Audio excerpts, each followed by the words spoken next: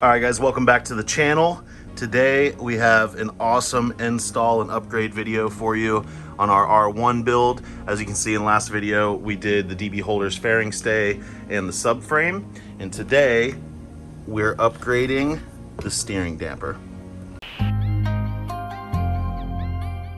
Yeah. So on the 15 Plus R1, here's your stock steering damper. It is electronic, so you have this wire that goes to it.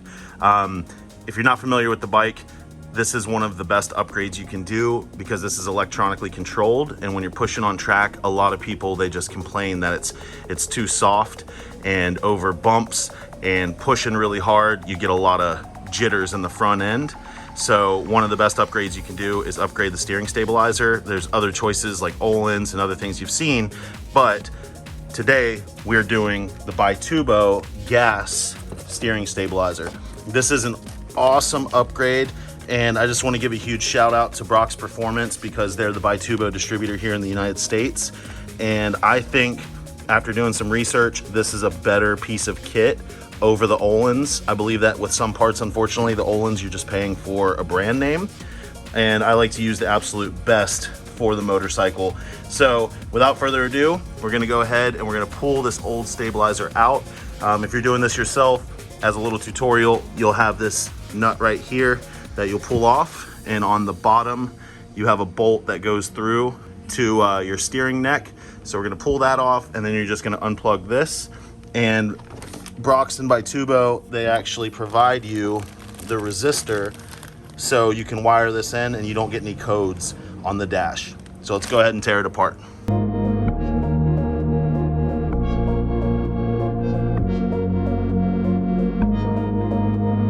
So we got the old one out. These are the new parts that are supplied with the BITUBO. You have the stabilizer itself. You have all new hardware for the side that will go to the triple tree here. And then you have the mount and new hardware that will actually go to that under part to the steering neck. So now what we're gonna do, as you can see, the instructions are real good. So before we actually start the install, I'm gonna put the stabilizer clamp on the actual stabilizer, and I'm gonna do what they recommend of 48 millimeters from the end of the stabilizer to the end of the mount here. We'll go ahead and get that set up with the micrometer, and then we can go ahead and install it. All right, clamp on, torque down. This is, as you can see, I'll try to do this one-handed for you guys, but as you can see, I have this set at 48 mil right there from the end of the stabilizer as it shows in the picture right here. So now what we're gonna do is, if you have an R1, it's gonna be the same exact install. If you have a different bike, definitely stick to the instructions. A lot of it's gonna overlap and be the same thing. So they provide you this bolt that's actually on the clamp when it comes in the package, and it has this little thing on the end of it. This isn't reused. This is literally just a little rubber piece to hold the bolt from falling out of the mount. So you're gonna remove that off, take the bolt out if you want, but you have a spacer and then an O-ring, and this is gonna fit like that up into the steering neck. So we're gonna go ahead and we're gonna loosely attach that here. I'm gonna throw a little bit of blue Loctite on the bolt just because it's anodized and it helps keep everything locked in since it's not a part that comes off a lot. And then we'll go ahead and mount this up, and then I'll show you how to mount this part to the actual triple tree.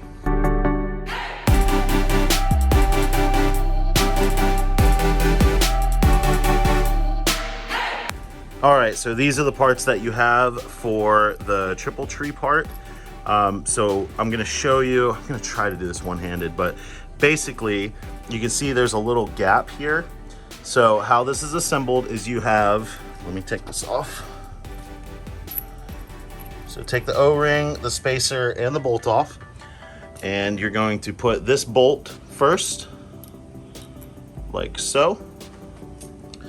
Then you're going to take the O-ring and the spacer, and you'll see this little lip on the spacer. That O-ring fits on that lip. So O-ring goes on like that, and this is going to actually be in between the stabilizer. I apologize guys, I'm gonna try to do this one-handed. May have to put the phone down.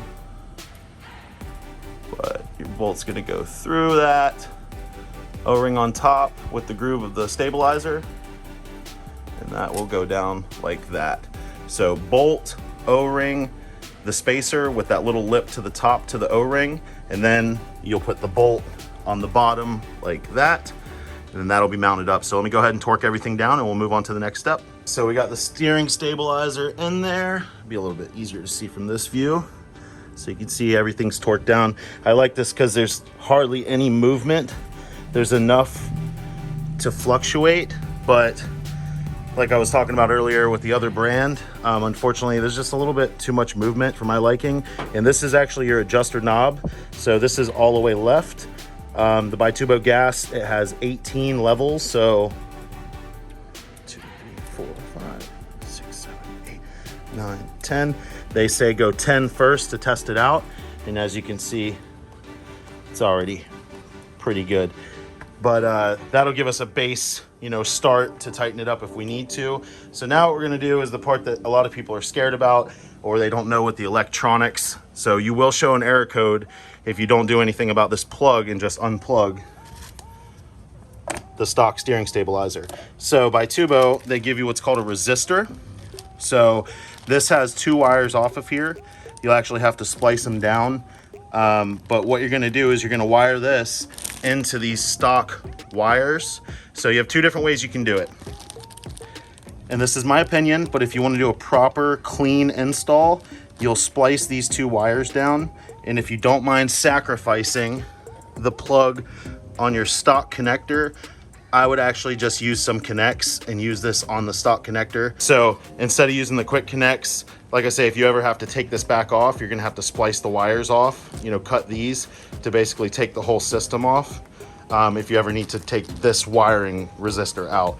So what I'm gonna do is I'm gonna snip this connector, and I'm actually gonna reuse this connector so it's more of a factory setup, and it'll be easy to take it off.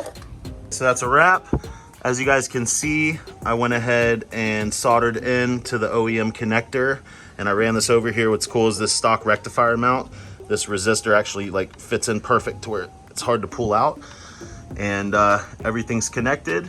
I just turned on the dash. There's no dash light.